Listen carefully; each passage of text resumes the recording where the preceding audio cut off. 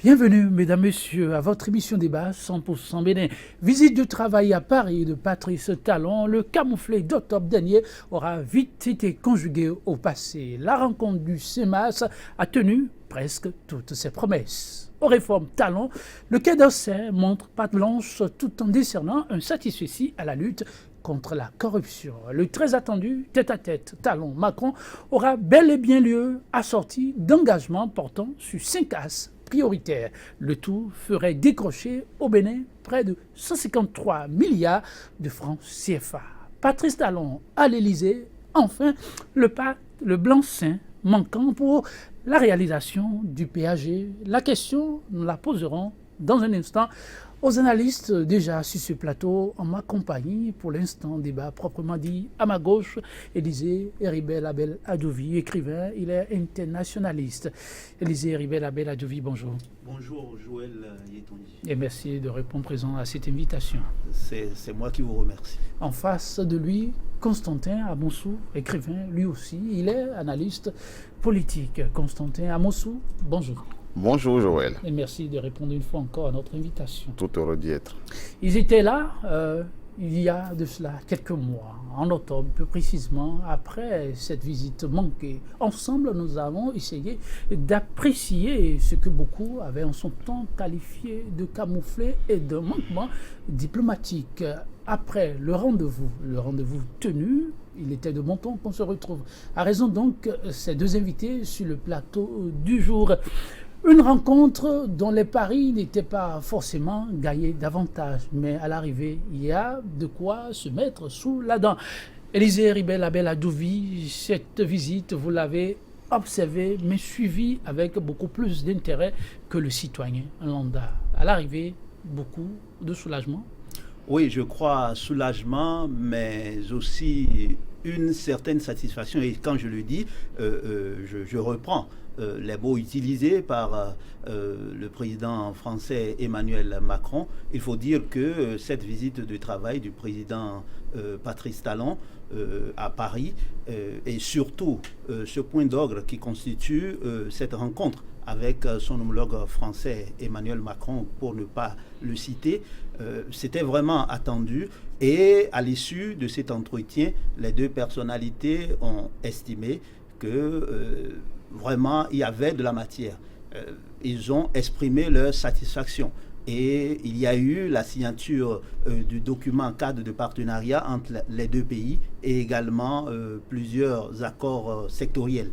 Et il faut dire que là, il y a quand même à saluer le travail qui a été abattu au niveau des deux parties. C'est le premier point que je voudrais souligner par rapport à cette visite. Le deuxième point, c'est bien évidemment ce que le président Emmanuel Macron a dit par rapport au Bénin.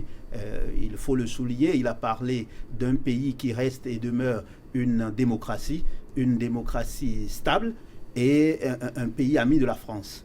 Et en troisième position, parce que le Bénin est un pays ami de la France, il a dit, et je le cite, notre relation est dense et ancienne, et je veux ici dire très clairement que la France, son président de la République, soutiennent très fortement le programme de réforme courageuse mis en œuvre par le président Patrice Talon. C'est dire que entre les deux hommes, non seulement il y avait une certaine symbiose, parce que quand on regarde le président béninois Patrice Talon, quelqu'un qui a réussi dans le domaine des affaires et qui s'est retrouvé à la tête de l'État, et l'autre un intellectuel bon teint, mais également quelqu'un, un jeune premier, si on peut s'exprimer ainsi, qui a montré ses armes au niveau de la banque et des finances, et qui s'est retrouvé à la tête de l'État français quasiment à la surprise générale. Et on a vu aussi que les traits de ressemblance ne s'arrêtent pas là. On a l'impression que également de part et d'autre, il y a des réformes qui sont engagées par les deux personnalités, des réformes qui ne sont pas forcément comprises par leurs adversaires politiques, parce que il est question de la part de ces derniers qu'il y ait plus de concertation Je m'arrête là pour dire qu'en dernière position, évidemment, quand on regarde par rapport à tous les points, les 5 points notamment de priorité qui ont été soulevés, et ce qui en ressort, j'espère qu'on va aller dans les détails. Oui. Je pense qu'on pourrait dire, comme Henri IV pourrait le dire en d'autres circonstances, que Paris valait bien cette messe. Oui. Constantin à Moussour, un détour par Élysée hier, un rendez-vous manqué. Aujourd'hui, les promesses auraient dans une certaine mesure, les fleurs auraient dans une certaine mesure tenu la promesse des fleurs. Oui, le chef de l'État rêvait de cela, d'arpenter les allées de l'Élysée, d'être reçu par le président de la France. D'avoir un peu comme la reconnaissance officielle de la France, de passer comme un président qui est perçu par la France comme un ami, comme un soutien. Pour ces objectifs visiblement attendus par le chef de l'État et pour lesquels pendant 2 années il se sera battu, on peut considérer pour lui avoir atteint son objectif que de s'être vu à table en train de présenter avec le président français les termes de leurs entretiens, de s'adresser à la presse, de tenir toutes les dispositions qui rentrent dans le cadre courant d'une relation diplomatique. Et on doit d'ailleurs saluer, parce que la diplomatie se fait à l'ombre des caméras, le travail de l'homme qui aura été abattu par les services de chaque administration diplomatique pour ce que nous avons pu observer, en tout cas dans les formes de cette rencontre, de cette visite de travail.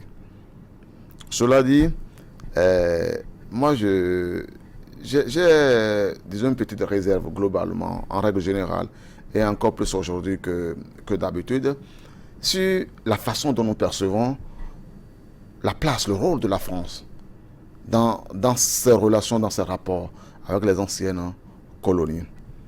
J'ai le sentiment que les chefs d'État français, et d'ailleurs Alain Foucault l'a souligné la dernière fois, se font ici grande idée de ce qu'ils ont besoin de la bénédiction de la France, qui préfère encore mieux avoir, africain, qui préfère encore avoir la bénédiction, le soutien, plaire à la France, plutôt qu'avoir à plaire à leurs propres électeurs. Et 2 exemples.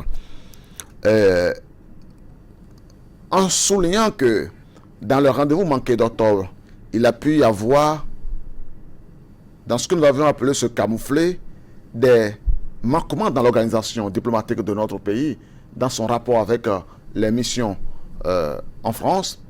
Mais nous avons également souligné qu'il pourrait y avoir des questions d'intérêt qui opposeraient le Bénin à la France, qui opposeraient la gestion, la gouvernance. Et il y a une chose qui ne pourrait pas paraître inaperçue. Laquelle? C'est que c'est justement au lendemain du jour où, en Conseil des ministres, il a été officiellement présenté l'entreprise française Bouygues comme l'adjudicataire du grand marché de plusieurs centaines de milliards, appelé projet Grand Nokoué, que le ministère du président français est passé remettre main à main l'invitation de la France, du président français, au président béninois. Et vous allez remarquer que dans l'intervention du président français, il a insisté sur les intérêts de la France. Le groupe MED, qui est un groupe d'entrepreneurs français intéressés par le Bénin, les entrepreneurs français qui voudraient investir au Bénin. Mais je n'ai pas entendu le chef de l'État béninois dire avoir amené des investisseurs béninois investir en France, faire des affaires en France, gagner de l'argent en France. Je n'ai pas pu entendre dire qu'il soit parti avec le président du patronat béninois, ni avec n'importe lequel membre possible du patronat de notre pays. En conséquence, j'ai le sentiment, et il faut faire les comparaisons, on évalue à 150 milliards ce que le Bénin gagnerait dans sa cagnotte, dans le cadre de cette coopération. Mais les projets autour du Grand Nokoué font 600 milliards, c'est-à-dire 4 fois ça. Et c'est en train de tomber dans l'escarcelle de Bouygues. Alors qu'est-ce que nous avons gagné? Le reste de la comédie. C'est la même comédie qui a consisté à amener un prince colon de la France, en la personne, il faut le dire, de Lionel Zissou à un moment donné, qui passait pour un Béninois, il était un Béninois, c'est vrai, de sang, est vrai, on le reconnaît, mais qui ne me semblait pas avoir été en mission pour le Bénin parce qu'il a été capable. Il a été capable de négocier 343 milliards en un an, de marcher au profit d'une entreprise et de prendre ce qui apparaît comme 16 milliards de rétrocommission parce qu'il est essentiel. Et je suis surpris que le chef de l'État béninois, qui dit vouloir lutter contre la corruption, se soit rendu en France, rencontrer son homologue français, Emmanuel Macron, sans lui dire qu'il est préoccupé à l'idée que l'un de ses conseillers, en la personne de M. Lionel Zinsou, ait pu avoir, selon ce que dit, et nous y faisons foi, le magazine La Lettre du Continent, 16 milliards auprès d'un opérateur à qui le gouvernement qu'il dirigeait en tant que Premier ministre a accordé quand même 343 milliards de marché en un an. Ce sont des faits, justement. Mais il s'agit parce qu'on dit vouloir lutter contre la corruption. Moi, je veux qu'on lutte contre la corruption. Et on doit lutter de façon générale contre la corruption. Si le chef de l'État béninois décidait de lutter contre la corruption, en ayant seulement dans son viseur des personnes qu'on peut percevoir comme des adversaires politiques potentiels, qu'on peut percevoir comme moins protégés parce qu'ils n'ont pas le parapluie de la France, alors on peut avoir le sentiment que nous sommes dans un cycle, dans une comédie. Et c'est justement ça qui fait que toutes les dynamiques que l'on tente de gouvernance sont plombées à l'idée que l'on ne fait pas de façon équitable, de façon claire, de façon objective, à l'égard de tous les acteurs que l'on peut soupçonner d'avoir été plongé dans des affaires de corruption. Mais il faut toujours commencer quelque part. Constantin Monsou sera d'accord avec David, n'est-ce pas Constantin? À l'occasion, le chef d'État français est revenu sur la politique interne et le régime auquel le Bénin a souscrit depuis 1990, le système démocratique. On peut se frotter les mains, a-t-il souligné, le pays reste l'un des pays les plus stables avec une démocratie à la limite enviable. Il faut souligner une chose. Depuis 1990 à ce jour, 28 ans d'histoire démocratique, nous avons réussi à préserver les modes pacifiques d'accès au pouvoir. Nous avons réussi à conserver l'armée dans les casernes. Nous avons réussi à faire en sorte que les résultats des élections ne soient pas particulièrement objet de contestation au point d'avoir donné lieu à des troubles difficilement gérables. Nous avons réussi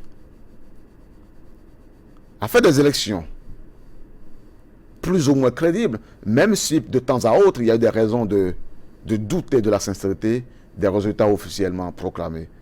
Mais globalement, donc sur les signes apparents, sur les signes extérieurs de la démocratie, nous pourrions avoir préservé l'essentiel. En particulier encore en 2016, dans un contexte où le président sortant menaçait de ne jamais remettre le pouvoir à quelqu'un qui apparaissait comme son ennemi numéro 1, et qui aura été désigné par les populations comme le président pour lui succéder. Et ce carrefour-là, nous avons réussi à le négocier sans difficulté majeure. Ce sont, des faits au mérite de notre population, au mérite des électeurs, au mérite de nos institutions aussi. Mais il est aussi vrai que cela couvre des tensions. Il est vrai aussi que cela couvre des états d'âme. Il est vrai que cela couvre aussi des insatisfactions qui montent de plus en plus, de façon forte, et qui semblent laisser dans la population comme une volonté de hausser le ton. Et la vérité, c'est que notre démocratie, elle est menacée. Elle n'est pas menacée seulement par le fait de Patrice Talon. Elle n'est pas menacée seulement par le fait des hommes politiques. Elle est menacée parce que, pendant longtemps, nos populations qui ont espéré les dividendes de la démocratie et qui ont tout apporté à ça, qui ont souffert pour qu'elle soit une réalité, qui ont payé de leur sueur, qui ont payé de leurs larmes, qui ont payé de leur sang, ont le sentiment de se retrouver dans un système insolvable pour leur avoir promis non pas seulement la liberté, mais la liberté, la paix et le pain, et pour ne leur jamais donner le pain. Mais qui certainement, mais qui sûrement, mais qui de plus en plus dans le sentiment que le pain ce sont pour les dirigeants et que la paix reste le dernier, le seul élément que l'on jette comme des miettes, disons, à la figure de la population. Et aujourd'hui en particulier maintenant, pour revenir à Patrice Talon, nous avons le sentiment que cette démocratie est encore particulièrement menacée par le régime qu'il porte. Parce qu'il est venu au pouvoir en disant qu'il voulait faire des réformes, mais en insistant pendant la campagne que le chef de l'État était trop fort et qu'il fallait trouver le moyen, en griffe, ça c'est mon expression, de le désarmer progressivement, de le dépouiller d'un certain nombre d'attributs qui le font hyper fort au détriment de nos institutions. Or, vous et moi pouvons observer aujourd'hui, regarder, examiner, scruter chacune des réformes qu'il porte et faire le constat que toutes ces réformes concourent à renforcer le pouvoir personnel du chef de l'État. L'une des preuves de cela, l'une des caractéristiques de cela, c'est la création d'une foultitude d'agences logées à la présidence de la République. L'un des moyens d'expression de cela, c'est la volonté de faire le système, de faire la réforme en de belles intentions du système partisan, mais en disant que l'on va créer une agence nationale d'enregistrement et de suivi des partis politiques qui serait logée à la présidence de la République et dont le responsable principal serait désigné par le chef de l'État. Quitte à avoir dit après que bon, on va déplacer ça de là pour mettre ça au ministère de l'Intérieur, on sait à tout le moins que même au ministère de l'Intérieur, la volonté première qui a été de la garder au sein de la présidence pour mieux la contrôler peut continuer de s'exercer, puisque le supérieur hiérarchique direct qui nomme le ministre de l'Intérieur et qui par ailleurs pourrait bien être la personne qui nomme directement le directeur. En somme, il y a du travail à faire pour continuer par préserver cette démocratie. Donc, elle est menacée. Richard Banegaz avait pu dire, pour résumer l'état de notre pays en 1996, parler de la démocratie à pas du caméléon. Caméléon K. Mais aujourd'hui, le sentiment global que j'ai, c'est qu'au lieu encore de préserver cet acquis de démocratie à pas de caméléon pour dire que nous y allons mais trop lentement, très lentement, j'ai le sentiment que nous faisons des bonds en arrière, que nous faisons des galops, que des sauts en galop en arrière. Et c'est justement pour ça qu'il est important que nous fassions la veille et que nous disions clairement au chef de l'État, à ses soutiens, à ses partisans, aux hommes politiques, que les citoyens du Bénin sont à l'instar des citoyens du monde entier. Et que de même qu'en Italie, le mouvement 5 étoiles, de même que Syriza en Grèce, de même que partout dans le monde aujourd'hui, de même qu'il y a eu le printemps arabe récemment dans les pays arabes, de même, les citoyens du Bénin sont en état de révolte interne. Oui, à l'interne, tout n'est pas rose. Si l'on tente de contrôler par les moyens politiques et institutionnels, l'on risque de déclencher une bombe dont on n'est pas sûr de contrôler les effets, la déflagration. Aujourd'hui, le Bénin peut se taguer de continuer à envoyer des signaux positifs de l'extérieur et il sera donc question, sans nul doute, avec le tableau peint par Constantin à Moussou, de tenir compte des difficultés à l'interne pour éviter d'éventuelles déflagrations comme il l'annonce. Il s'agit là donc des réformes. La belle Adovi, pour le chef d'État français, il est question de pouvoir l'accompagner parce que toute réforme appelle des remous. Il faut savoir tenir bon pour gagner le pari. Oui, je crois bien que dans l'intervention d'ailleurs du chef de l'État, le président Patrice Talon, hier, il parlait bien évidemment de ce que ces réformes sont difficiles, mais qu'il était important, en voyant la situation qui était la nôtre, de thérapie de choc. Et que dans ces conditions, ce n'est pas évident que tout le monde soit d'accord.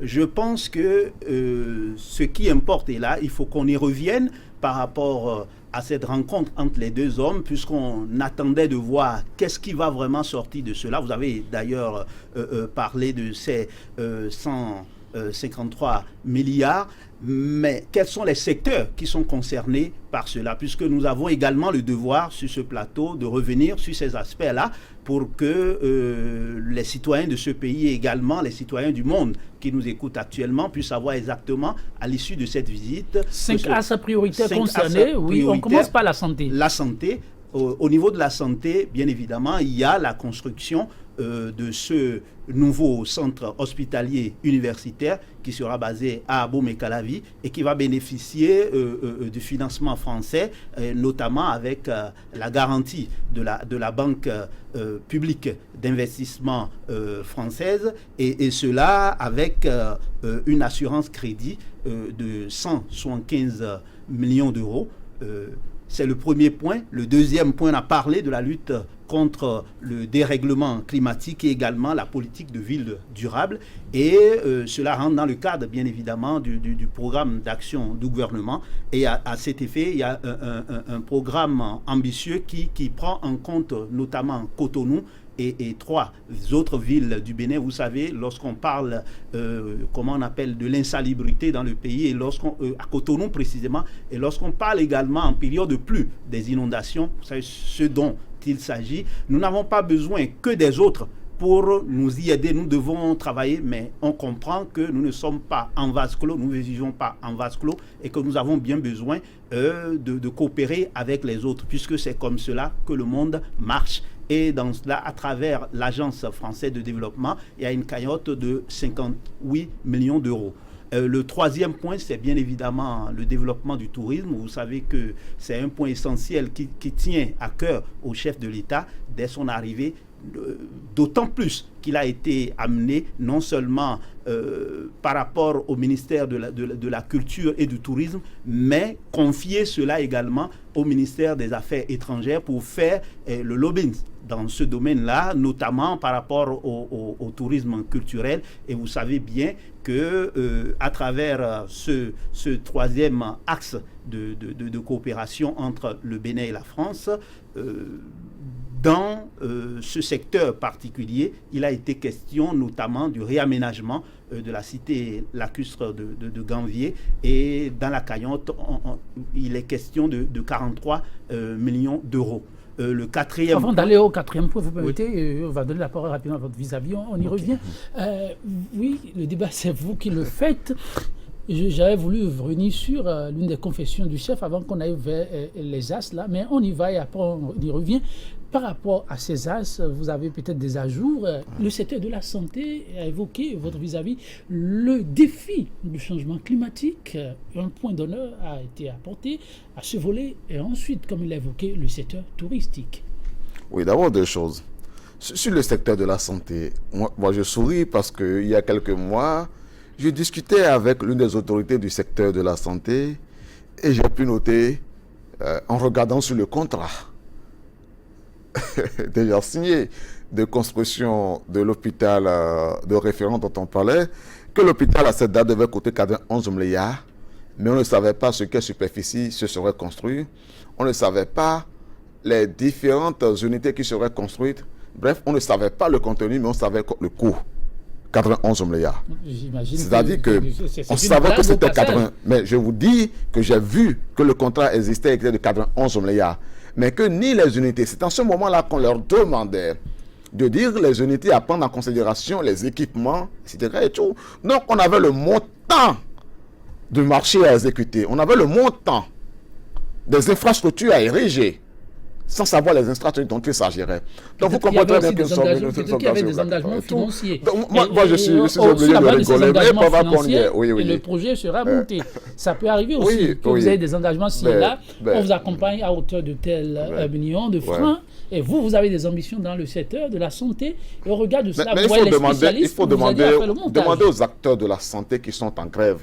Pour quelles raisons ils sont en grève? C'est connu. Vous savez, ce qu'on a dit, entre autres... Mais le diagnostic qu'on a fait, en fait, le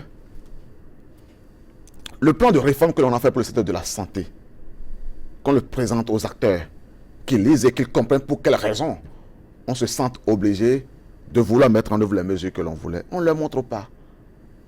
Et ils sont fondés à penser que l'une des raisons pour lesquelles on ne leur montre pas, c'est parce qu'on saura que tel et tel intérêt est en jeu, et qu'alors en ce moment-là, il s'éveillerait en regardant le contenu, en observant au contenu. Ce que moi je vous ai dit est authentique.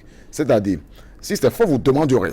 Moi, je veux, puisqu'il nous écoute, s'il y a eu une tentative, en fait, en ce moment-là, de 11 milliards d'un projet dont on ne connaissait même pas encore ni les infrastructures, ni les unités techniques qui seront prises en considération. Cette réponse, c'est une chose. mais voilà, les choses ont évolué. Maintenant, la deuxième chose que je dis après ça, bon, les choses ont évolué. Moi, j'attends de voir. Toujours est-il que pour le moment, le CNHU est en face de la présidente de la République. Encore. Toujours encore. Même si on a dévié les entrées par derrière pour ne pas continuer peut-être de voir le spectacle peut-être triste, des macabres, des accidentés, des malades agonisants qu'on y conduit, la réalité demeure têtue que le CNHU est là, entêté, en face de la présidente de la République.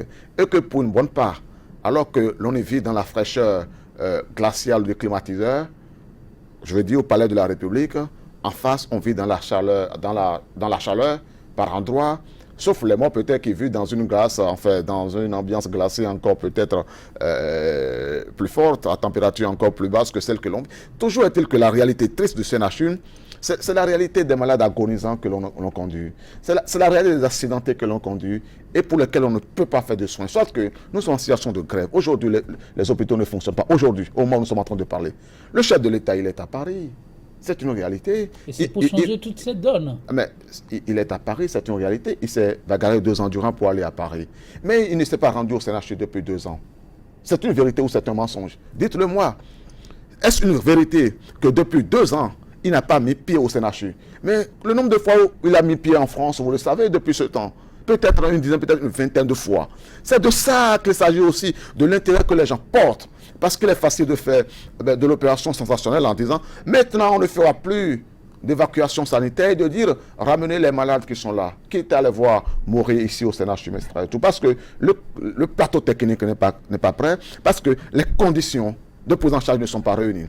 Mais c'est de ça qu'il s'agit aussi. Donc sur le secteur hospitalier Mestra. Maintenant, on me parle de projets de protection climatique, etc. Et tout, et puis de protection de l'environnement en temps de pluie, etc. Et tout, avec une contribution attendue de 40, moi je préfère dire les chiffres en francs CFA, d'à peu près 40 milliards. 58 milliards, dont 50 milliards, on m'a dit en dons, et puis 8 milliards après, donc 50 milliards. 40 milliards, un peu moins de 40 milliards de la France accordée au Bénin. Mais je vous ai dit que ce projet pèse 380 milliards. Ce projet pèse 380 milliards. Et que le Conseil des ministres a déjà classé Bouygues premier pour être l'adjudicateur. A déjà placé Bouygues en tête pour être l'adjudicateur. Ah non, mais c'est en Conseil des ministres que ça a été désigné. En tout cas, c'est en Conseil des ministres que les résultats ont été présentés en disant qu'ils ont fait consultation et qu'à la suite des consultations, ils ont présenté 3, parmi lesquels Bouygues est premier. Et donc, attribuer 380 milliards de marché à Bouygues et dire que bon, la France nous donne 40 milliards en retour, etc. et tout, ce n'est pas bien loin des 343 milliards de marché que le gouvernement béninois a fait gagner à Ebomaf en 1 an, contre 16 milliards de ce qui ressemble bien à une rétrocommission donnée à Lionel Zinsou pour se présenter aux élections. C'est de ça qu'il s'agit. Et si nous, les Africains, ne nous révoltons pas contre ça, nous aurons toujours des imposteurs qui viendront jouer les fils d'Afrique amoureux de l'Afrique, qui viennent construire l'Afrique pour nous et que nous aurions chassés parce que nous serions racistes. C'est de ça qu'il s'agit. Nous passerons toujours comme les fils d'Afrique qui n'aiment pas les présidents réformateurs. Le chef de l'État, il parle de réforme. Mais moi, je veux qu'on me dise les réformes dont il s'agit. Moi, je suis béninois. Je suis béninois. Vous n'en voyez pas? Non, mais dites-moi, donnez-moi... Réformer par exemple le secteur touristique. Vous l'avez vu, il fait partie de ceux qui, tantôt, ont donné l'alerte. Il faut restituer au Bénin ce qui lui revient en termes de patrimoine. Aujourd'hui, si hier avec Hollande, ça n'a pas prospéré, avec Macron, cette fois-ci, ça a prospéré. Et les deux chefs verront les conditions dans lesquelles ceci se fera. Et il ne sera plus question d'avoir transité par l'Élysée pour découvrir ce qui a fait hier la richesse et continue de faire la valeur africaine, béninoise en l'occurrence pour le cas d'espèce. Et ça, c'est un mérite tout de même, Constantin Amonceau, il faut savoir le reconnaître. Bon, je dois reconnaître que le secteur du tourisme a une importance particulière aux yeux du chef de l'État. Peut-être parce qu'il a une grande passion. Non, peut-être, enfin, je n'en sais rien. Peut-être, sans doute parce que lui-même, il a une grande passion pour le tourisme. Peut-être.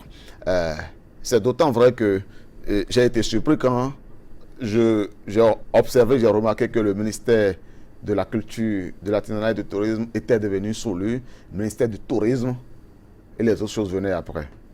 Ensuite, que des projets touristiques ont été confiés à une agence qui est logée à la présidence de la République.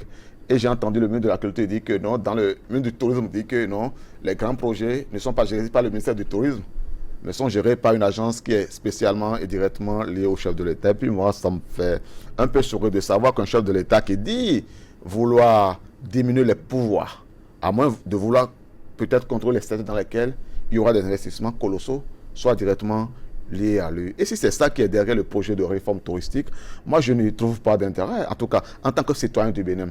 Parce que me voilà, moi j'ai vu construire de jolis jardins. J'avoue que ces jardins sont jolis. Quand je les vois, ils sont beaux. Ils sont beaux, c'est une évidence. Mais on a construit ces jardins en détruisant des vies, des ménages, des foyers, en ayant comme conséquence que des enfants soient déscolarisés, c'est une vérité. En ayant comme conséquence que des parents soient mis à la belle étoile parce qu'ils n'avaient plus la subsistance, les moyens de subsistance pour payer le loyer, c'est une réalité. En dégageant de la rue les vendeurs à la sauvette en disant que les touristes ne devraient pas voir ça, que ce n'est pas beau, c'est une réalité. En ramassant dans les rues les mendiants, ça me rappelle la grève des Batous au Sénégal, en disant qu'ils ne sont pas beaux à voir, les mendiants, en les ramassant, en les jetant, en les mettant dans des camps. C'est une réalité. Mais là, mais tout ce que j'ai cité là, c'est de l'homme qu'il s'agit. C'est de l'être humain qu'il s'agit. C'est de vous et moi qu'il s'agit. Je ne sais pas ce qui est dans le monde, mais ça, ce sont mes valeurs axiologiques, sociales, humaines. Je ne sais pas ce qui a plus d'importance que l'être humain. Je ne sais pas ce qui vaut à ce point. Je ne sais pas si pour le plaisir d'un touriste qui va venir au Bénin, il faut détruire les Béninois des couches les plus défavorisées. Je ne sais pas si pour le plaisir des touristes qui vont venir à l'aéroport, par l'aéroport de Gros Kibé, il faudra d'abord sortir des Béninois de leur maison, et leur donner 37 500 comme compensation totale. Et le chef de l'État devrait répondre, Constantin Amosso, quand on réforme, on bouscule les habitudes. Ouais. Ah oui. Mais je suis plutôt amusé quand je l'entends dire ça. Parce que j'ai observé que lui, le réformateur, la première habitude qu'il n'a pas plus de bousculer, c'est celle qui consiste à mettre ses avantages, ses intérêts en amont. De façon si évidente que quand il est venu au pouvoir immédiatement, il a signé des décrets qui ont eu comme conséquence, il a fait signer des décrets au ministre à son ministre des Finances, des décrets passés en des ministres qui ont eu comme incident de mettre 40 milliards sur le compte de ses propres entreprises. C'est une habitude que j'aurais aimé le voir bousculer. J'aurais aimé voir le chef d'État bousculer ses habitudes quand il décide d'exonérer, en le faisant signer par son ministre des Finances, tout ce qui a trait au programme de valorisation des exportations, dont l'entreprise exécutante est son entreprise, même s'il dit l'avoir laissé à ses héritiers. Bénin Contrôle. J'aurais aimé voir le chef de l'État bousculer leurs habitudes.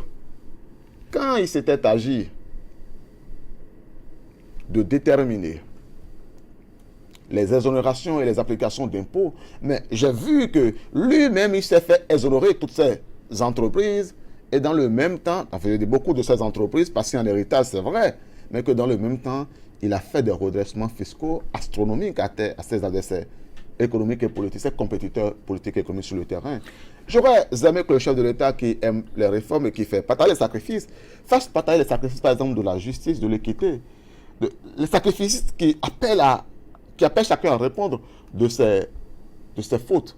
Héribert Labelle a dit, quand on réforme, on bouscule les habitudes. De la majorité présidentielle. Le chef de l'État n'est-il pas là en train d'exposer la réalité des faits plutôt? Mais je voudrais d'abord dire que j'ai l'impression que le débat est univoque. Première chose, j'ai l'impression aussi que nous, dans le débat, nous nous retrouvons presque comme dans un sujet de politique nationale stricto sensu, alors que nous parlons du Bénin, oui, mais du Bénin dans ses rapports avec un de ses partenaires. C'est le regard de votre vis-à-vis. Vous y allez dans votre démarche qui est le vôtre, le style qui est le vôtre, parce que le débat est libre. Je voudrais dire, et cela est essentiel, que je comprends les préoccupations qui sont celles de Constantin Amosso, mais ce qui est important également, nous sommes ici pour voir par rapport à cette visite de travail du chef de l'État et notamment sa rencontre avec son homologue français, le président Emmanuel Macron. Et les retombées.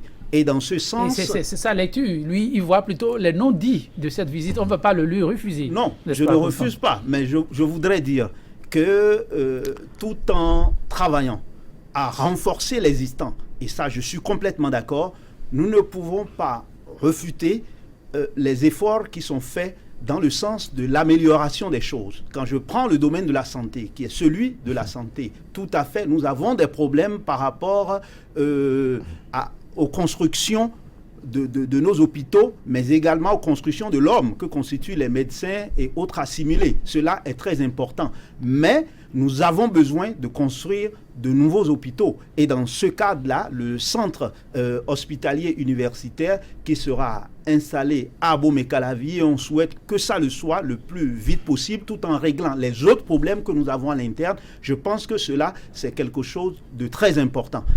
Deuxième chose, quand je prends l'aspect que j'avais évoqué tout à l'heure par rapport au dérèglement climatique et la politique de ville durable, nous savons tous que lorsque nous nous retrouvons dans une ville comme Cotonou, on parle beaucoup d'insalubrité, on parle également en période de pluie de tout ce que nous avons comme inondations et autres. Si nous pouvons, à travers nos partenaires, essayer de résorber cette situation et qu'on ne se retrouve pas chaque année à vivre ces situations déplorables, je pense que s'il y a un effort dans ce sens, c'est quelque chose de très important, tout en pensant évidemment au quotidien des populations. Et moi, je voudrais dire, par rapport à la question du tourisme, oui, le tourisme mémorial, ça pourrait nous faire beaucoup de choses. Et je vais prendre un exemple sur 1000. Quand je me retrouve, et je l'ai fait pendant des années, à chaque fois pour voir comment cela a évolué dans un pays comme la Chine, où déjà même à l'interne, on fait tout, même des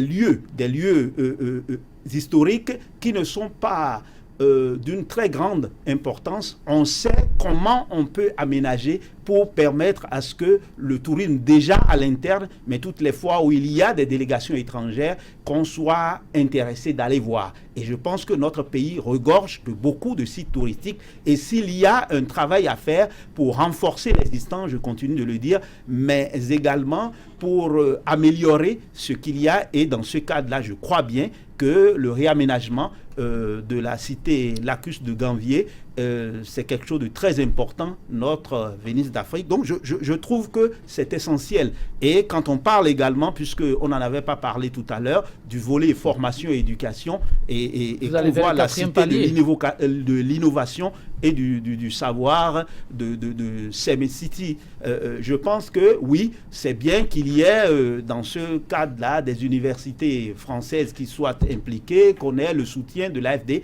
mais qu'il y ait également dans ce sens d'autres partenaires qui s'y impliquent. Cela est très important. Maintenant, je suis complètement d'accord qu'en termes de formation, en termes d'éducation dans notre pays, nous avons besoin également de faire valoir ce qu'il y a en termes humains, c'est-à-dire que l'on puisse voir comment améliorer les conditions de ceux qui travaillent au quotidien pour que nous ayons une éducation à la hauteur de nos ambitions. Et le dernier volet, qui est l'offre culturelle, personnellement, je ne suis pas particulièrement préoccupé par le fait qu'on ramène notre patrimoine immatériel, mais c'est une préoccupation nationale, c'est une préoccupation panafricaine. Il peut y avoir un travail qui amène ce retour, moi je suis davantage plus intéressé par le fait que si nous pouvons nous libérer d'une certaine manière de cette emprise qu'il y a par rapport naturellement, comme nous sommes dans un pays francophone, au franc CFA, quitte à ce que nous disions, pour le faire, il ne s'agit pas seulement de changer la monnaie, mais il faudrait que nous puissions produire de telle sorte à représenter vraiment une alternative crédible, pas seule, mais avec nos partenaires, que ce soit sous-régionaux, que ce soit continentaux, et évidemment diversifier nos partenariats. Mais je voudrais dire, pour finir sur ce point, qu'on a attendu cette visite a lieu, et sans que l'on ne soit complètement satisfait par rapport à ce qui a été fait. Je pense que la montagne n'a pas accouché d'une souris. Je pense bien que c'était important qu'il y ait ce recadrage, si je peux m'exprimer ainsi, de la coopération entre le Bénin et la France à travers ce document cadre de partenariat qui vient d'être signé et les documents sectoriels annexes. Je pense que c'est très important. Vous l'avez compris, vous savez, la parole sur ce plateau est libre et restera encore libre le plus longtemps possible. Et tout dépend de la démarche de chaque invité. On vous laissera vous exprimer pour que votre opinion puisse être comprise du grand nombre. Tout cela qui ne pourrait pas être sur le plateau. Donc, à raison, le temps d'intervention qui vous est accordé, mais librement. Oui, Constantin Amoussou qui brûlait d'envie d'avoir la parole. Bon, et comme Rebel Label Adjovi, je suis également diplomate de formation, mais je suis avant tout citoyen du Bénin. Et homme politique de surcroît. Homme politique, oui, dans une certaine mesure. Homme politique, bien entendu. Donc je suis obligé, à ce triple titre, de regarder la situation, de l'examiner, non pas seulement sous l'angle de l'analyste international, des questions internationales, mais de regarder et de subsumer avec des facteurs de comparaison. Et je suis obligé, quand j'apprends que la France donne 40 milliards pour accompagner le projet des infrastructures d'évacuation des eaux et d'entretien climatique autour du projet Grand Okoué, je suis obligé de rappeler que ce projet, c'est 600 milliards et que c'est Bouygues qui est classé premier pour prendre le marché. En fait, c'est globalement 600 milliards de marché autour de Grand Okoué et que le marché relatif à ce volet est de 380 milliards. Et que Bouygues est classé en pole position là-dessus. Donc c'est de la... Je suis obligé de remarquer que c'est de la poudre aux yeux. En tout cas, c'est mon analyse, c'est mon analyse. Donc je ne suis pas dans une dynamique de politique nationale. Je voudrais juste éclairer nos téléspectateurs, nos compatriotes, sur la réalité des choses qu'on veut bien leur rendre. Le chef de l'État était en extase, a-t-il dit, il était en félicité, il était en tout de bonheur. Moi, je ne le suis pas. Parce que j'observe, je peux analyser les faits au-delà de ce qui a été officiellement déclaré, interroger les non-dits, interroger les soubassements des faits, et regarder comme citoyen du Bénin et me demander si ces choses ont été vraiment faites dans l'intérêt du Bénin. Vous n'êtes pas surpris de voir de quelle façon M. Macron est devenu subitement très très gentil avec Patrice Talon? Oui, avec qui il est d'accord subitement sur les réformes. Il n'a jamais été en désaccord avec. Mais il y a des signes qui ne trompent pas. Bon, vous parlez de si, je vous laisse aller. Il y a des signes qui ne trompent pas. Nous avions quand même vu la visite manquée d'octobre dernier, même si on a pu penser qu'il y avait peut-être, de la part de la diplomatie béninoise, peut-être quelques, disons, couacs, qu'il y avait probablement également quelques désaccords dont nous ne pouvions pas savoir toute la nature. Il reste que les faits sont là aujourd'hui pour dire qu'un élément déterminant est intervenu. Lequel? Le classement en pole position d'une entreprise française pour prendre un marché colossal dans le Bénin de la République qui peut-être attribue, mais n'ava pas peut-être pu encore attribuer le gros lot à la France. Un peu avant ça, c'est vrai, il y a eu l'aéroport de Glodiégbé aussi. Puis il y a eu l'aéroport qu'on a voulu, me semble-t-il, le nôtre, déjà, qu'on a voulu mettre en concession, me semble-t-il, par une entreprise, je ne sais pas si c'est belge ou bien, ça, je ne sais plus laquelle. Donc, quand vous observez, il y a des éléments de circonstances qui justifient que M. Macron soit content de Patrice Talon. Parce que, évidemment, il défend les intérêts de la France. Il a parlé du groupe MED, qui est un groupe français, qui veut venir investir ici. Bouygues a déjà pris un gros marché, est en train de prendre, parce que ça n'a pas été attribué de façon définitive, un gros marché ici. Et le président français a promis qu'il viendrait ici très vite. Mais vous allez voir qu'avant qu'il n'arrive ici, il aura fallu que le contrat soit signé et le marché définitivement attribué à Bouygues. Si ce n'est pas le cas, vous ne le verrez pas mettre pied ici. Si le contrat pour le grand marché, sur le Grand Okoué, n'est pas signé et attribué à Bouygues, vous ne verrez pas Emmanuel Macron mettre pied à Cotonou. Mais qu'est-ce que le président béninois a pu faire gagner aux opérateurs économiques béninois? Je suis obligé de m'interroger par rapport à ça. Monsieur Ribel Abel Adjovi, ça ne vous préoccupe pas? Ben, ça me préoccupe. Et mais alors, c'est de ça qu'il s'agit. Mais alors, c'est de ça qu'il s'agit. Mais j'en ai parlé. Et donc, c'est pour cela que moi, je regarde, en tant que citoyen du Bénin, en tant que vous avez fait relever cela, homme politique du Bénin, je m'interroge sur les intérêts, sur l'impact, sur les avantages que tirent les Béninois, que ce soit les élèves. Je suis passé devant le Sujet Brigamais pour venir ici. Devant le couple, c'était mon école. C'est mon école, c'est là où j'ai fait le cours secondaire. Je suis passé devant le cours primaire de Brigamais, où j'allais faire les concours de dictée quand j'étais enfant. Désert, tous déserts, comme un cimetière. C'était triste. Et j'ai souffert, j'ai eu mal. Patrice Talon est dans les ors et les paillettes, à Paris. Mais la réalité est ici, têtue. Je suis obligé de rappeler ça. Mais je suis complètement d'accord avec vous. Mais voilà, c'est de ça qu'il s'agit. Donc c'est un peu pour ça que je ne me contente pas d'appeler les chiffres. Mais c'est dans le ressort, oui, des services de communication de la France. Et peut-être aussi de la direction de la communication de la présidence ici au Bénin, de nous présenter les chiffres gros, comme ils sont en milliards, et quelquefois prendre le soin de les présenter en euros. Et moi, je suis dérangé quand on parle du Bénin et puis les Béninois même citent les chiffres en euros parce que les Français, eux, ils les citent en euros puisqu'il s'agit de leur monnaie. Mais nous devons les citer dans nos monnaies pour qu'on sache qu'on parle depuis de chez nous.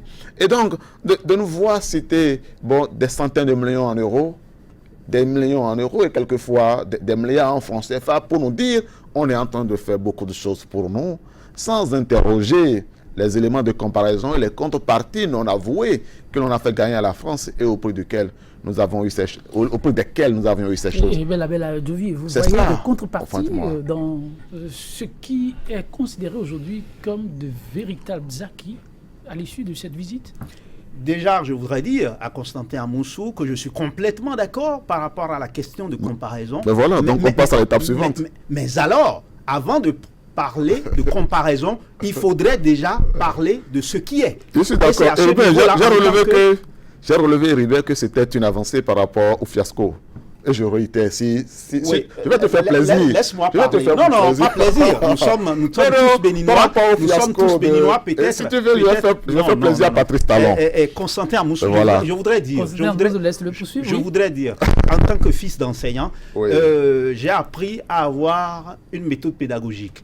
Personnellement, j'avais voulu que dans un premier temps, l'on puisse voir. Vous n'avez que 5 minutes, Eric Bella, allez à l'essentiel de ce qui vous reste, sinon vous n'aurez pas le temps pour vous... tout à fait. Je voudrais dire que la première chose, c'était de voir par rapport aux 5 secteurs prioritaires de coopération entre le Bénin et la France, ce qui a été retenu à l'issue de cette visite. Et en deuxième position, maintenant, voir par rapport à cela, qu'est-ce que nous y gagnons. Je vous dirais sincèrement qu'il ne s'agit pas que de mettre en place un centre hospitalier et universitaire à Abomey-Calavi. Et ça ne concerne pas la France, ça concerne le Bénin avec ses moyens ou alors rechercher d'autres partenariats. C'est de ça qu'il s'agit. Si je prends également le deuxième point qui est par rapport au dérèglement climatique et tout le reste, la France, dans ses rapports avec le Bénin, décide d'aider 4 villes pour qu'il y ait de mieux-être. C'est ce que la France a pu faire. Nous devons savoir, en tant que Béninois et en tant qu'Africains, qu'est-ce que nous pouvons faire pour que les choses aillent mieux. Et je peux multiplier les exemples. C'est pour dire quoi? Les autres, ils peuvent nous aider, notamment les partenaires traditionnels. Nous devons diversifier nos partenariats. Et en plus, nous devons renforcer nos partenariats à l'interne, à l'espace sous-régional et régional. Donc cela est très important. Les autres peuvent apporter de la plus-value à ce que nous avons, mais nous-mêmes, premièrement, nous devons produire massivement à l'interne pour nourrir nos populations. Nous devons mettre tous les atouts de notre côté afin que quand je prends le secteur de la santé, il y a plus de médecins béninois en France qu'au Bénin. Qu'est-ce que l'on met en place pour que nos médecins qui sont en France, qui sont à Paris, puissent venir à Cotonou pour aider à mieux nous soigner? Ce n'est pas une bonne chose que ce soit les populations que nous sommes, que ce soit nos autorités, que l'on aille forcément à Paris ou ailleurs pour se faire soigner. Vous avez vu le footballeur Neymar. le Brésilien, quand il s'est blessé la fois dernière, il est allé au Brésil se faire soigner. Mais qu'est-ce qui se passe chez nous? Nos autorités vont à l'étranger. Et on peut dire que c'est parce que personne ne veut mourir. Mais justement, il y a le peuple qui est là. Donc cela, c'est très important. Et je suis complètement d'accord que même au niveau... Je m'en voudrais de ne pas avoir votre réaction, peut-être en 30 secondes chacune, sur cette phrase du chef de l'État. Il tient à rentrer dans l'histoire. Comme devant le clergé, il a aussi martelé devant son homologue français, Emmanuel Macron. Je cite très rapidement, vous savez, à mon âge, ce n'est pas moi qui parle, mais il s'agit de Patrice Talon. Et pour le parcours qui a été le mien au Bénin, il ne serait pas sincère de dire que je n'ai aucune responsabilité dans l'état dans lequel se trouve le Bénin. Il faut le dire, la responsabilité est partagée par malheureusement beaucoup d'entre nous, dont moi-même, et l'état dans lequel se trouve le pays, d'inégalités remarquables. Une minorité s'accapare un peu trop des maigres ressources du pays, la mauvaise gouvernance, autant de choses qui ont pu profiter à une minorité dont moi-même être plutôt dans les fonctions actuelles, avoir cette opportunité pour réparer et m'abstenir de le faire serait louper une occasion de rentrer, Ribella Belle-Douvi, dans l'histoire. Fin de citation. Oui, je pense que c'est le président Patrice Talon qui le dit, pas grand commentaire, sinon que effectivement nous n'avons pas les yeux fermés. Nous sommes dans le pays, nous sommes citoyens du pays et le problème de ce pays, c'est l'élite. Le problème de ce pays, c'est l'élite et il faudrait que nous puissions... Oui, c'est juste que chacun doit comprendre que nous devons assumer notre responsabilité sur le plan national et que notre pays ne sera pas construit par les autres. Merci bien, Constantin Amoussou. Moi, j'ai beaucoup souri quand j'ai entendu le chef de l'État dire qu'il y a une minorité qui s'accapare de nos maigres ressources parce qu'il est le lot le plus consistant de cette minorité. Alors, je ne sais pas de quoi il parle. Peut-être parle-t-il à la France, aux Français qui ne savent pas la réalité en fait et tout. Je pense que ce fut sur cette partie-là au moins une grosse démonstration de théâtre. Et pour le reste, je pense que nous avons encore beaucoup de choses à faire. Que les Béninois espèrent que la diplomatie sert à apporter des intérêts pour le Bénin, à construire le Bénin et à conforter l'image et l'influence du Bénin dans le monde. Merci à vous, Constantin Amoussou et Ribella Belle-Douvi. Merci, ce fut un plaisir de vous avoir une fois encore autour de cette thématique. Mesdames, Messieurs, si vous avez pris du plaisir, c'est tant mieux. Demain, c'est un autre jour. Ce sera toujours avec la même disponibilité pour vous servir. Je vous fausse compagnie, cette fois-ci sur cette citation de Francis Bacon. Je cite, « Le débordement des passions dissipe les conseils de la raison. » Mais jamais s'éloigner des conseils de la raison. Sinon, ils ont le mérite de vous conduire là où il faut, le grand mérite. Mesdames, Messieurs, merci pour la fidélité à ce programme. À demain.